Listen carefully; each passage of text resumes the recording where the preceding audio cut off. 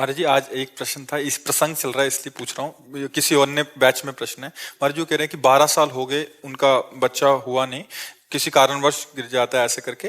तो कह रहे हैं कि बहुत सारे लोग उनको ताने मार रहे हैं कि अपने पति की दूसरी शादी करा दो। कह रहे मेरा मन इतना व्यथित हो गया है कि मैं डिप्रेशन में जा रही हूँ कि बच्चा आएगा तो मतलब दूसरी शादी कर दूं। हाँ, ऐसा भी संसार मान्यताएं बहुत सारी संसार होती तो देखो बहुत विचित्र कोटि का है। संसार की तो सलाहें बहुत अलग अलग कोटि की हैं, बहुत अलग अलग कोटि की हैं। संसार की सलाह न माने तस्मात् शास्त्रम प्रमाणम ते कार्याकार्यो व्यवस्थितो।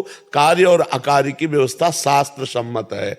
देखो, ये हमारे पूर्व जन्म का कर्मों का फल होता है कि संतान आई और चली गई, क्योंकि उस जीवात्मा की केवल गर्भ में रहना और निकलना, बस इतना ही केवल संयोग था। जैसे माता गंगा जी महाराज शांतनु से जो पुत्र होता गंगा में फेंक देती, 7 को फेंका, 8वें को जब उन्होंने रोक लिया तो ये कोई नई घटना नहीं थी। ये घटना पहले ब्रह्मलोक में तय हो चुकी थी। जब अष्टवसु को वशिष्ठ जी ने साप, वो बड़ी कथाएं हैं, उन कथाओं का, वशिष्ठ जी के पास एक नंदिनी नाम की गाय है जो सर्व सुख प्रदान करती है। मतलब जो आप चाहो, जैसे कल्पतरु तैसे वो कामधेनु, जो चाहो आप वो दे दे, और उसका दूध पीने वाला अमर हो जाता है।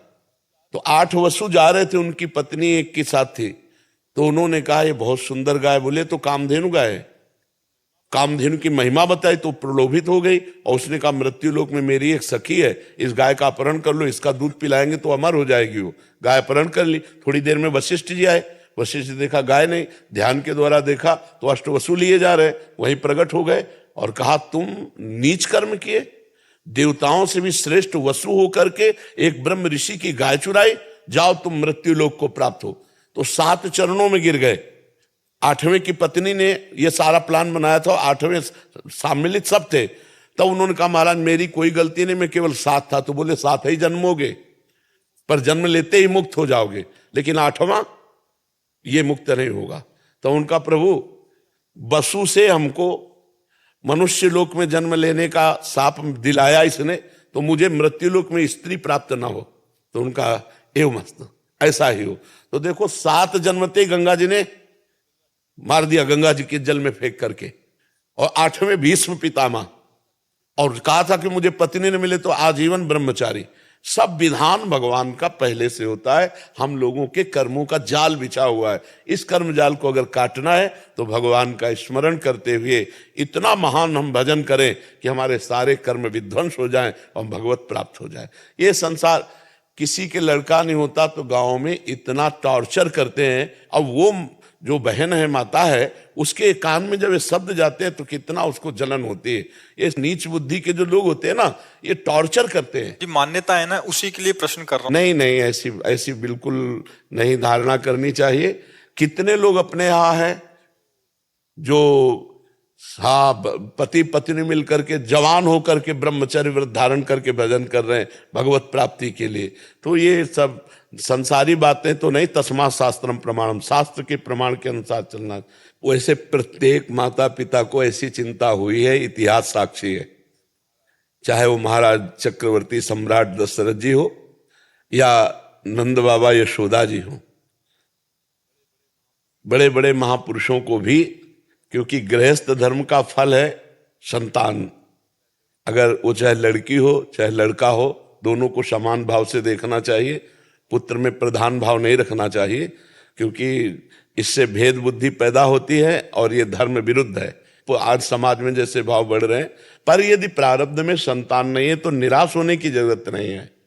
पति पत्नी दोनों फिर आगे चलकर ब्रह्मचर्य नियम ले और सन्यासी की तरह जीवन व्यतीत करते हुए भजन करे तो परम लाभ भगवान की प्राप्ति हो जाएगी।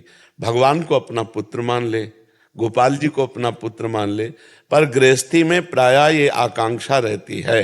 श्रीमद् भागवत का प्रारंभ ही इसी से होता है। आत्मदेव नाम के एक ब्राह्मण थे, बहुत समृद्धशाली थे, उनकी पत्नी का नाम था धुंधुली, लेकिन उनके कोई संतान नहीं थी। बहुत उन्होंने दान पुण्य यज्ञ याग आदि किए, लेकिन संतान नहीं हुई, क्योंकि उनके प्रारब्ध में संतान नहीं थी।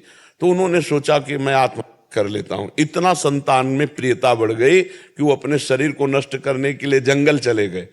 जंगल में देखा तो जब कोई धर्मात्मा पुरुष अपना अनिष्ट करना चाहता है तो भगवान किसी न किसी रूप में आ जाते हैं।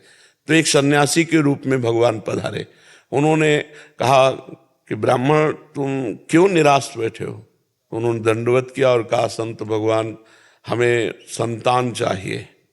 बहुत समझाया कि संतान से सुख नहीं है, संतान एक स्वाभाविक अगर प्रारब्धवशात होती है तो अच्छा, लेकिन मैं तुम्हारे भाग्य में देख रहा हूं 7 जन्म तक संतान का योग नहीं है, इसलिए तुम हठ मत करो। उनका संतान या तो या नहीं तो मृत्यु हम ठान कर आए। तो उन्होंने अपने तप बल से एक फल प्रकट किया और कहा जाके अपनी पत्नी को खवा देना, बढ़िया संतान हो जाएगी। तो देखो भाग्य में नहीं था ना, तो उनकी पत्नी को जो दिया उन्होंने जाके अपनी तो उस पत्नी ने सोचा कि यार पेट बढ़ जाएगा, कौन ने 9 महीना भोजन भी सही नहीं हो पाएगा और बड़ी समस्या है। तो उनकी बहन आई हुई थी, तो बहन से कहा कि पति ने दिया है कि फल खा लो तो संतान हो जाए। तो उनका गर्भ हमारे है और अभी इसी महीने में गर्भ हुआ है, तो तुम ये फल गाय को खवा दो और जो संतान होगी वो मैं तुम्हें दूंगी। तुम गर्भ का नाटक करो और तुम हमारे पति को कुछ धन दे देना, तो हम ये कह देंगे हमारी संतान मर गई और ऐसा हो गया। फल गाय को खवा दिया। देखो प्रारब्ध, संतान नहीं होनी ना तो नहीं होनी। अब 9 महीने के बाद वो गर्भ का नाटक करती रही 9 महीने तक, और जब उसके संतान हुई तो रातों रात मंगा लिया और बस आत्मदेव के संतान हुई, बड़ा आनंद मंगल। इधर अभी आनंद मंगल मनाया जा रहा है कि गाय के संतान हुई, कान भर केवल बछड़े के, गऊ के जैसे, और पूरा शरीर मनुष्य का, क्योंकि तब से वो महान ज्ञानी गोकर्ण जी महाराज, और उसका नाम रखा धुंधुली ने अपने नाम से मिलता जुलता धुंधकारी।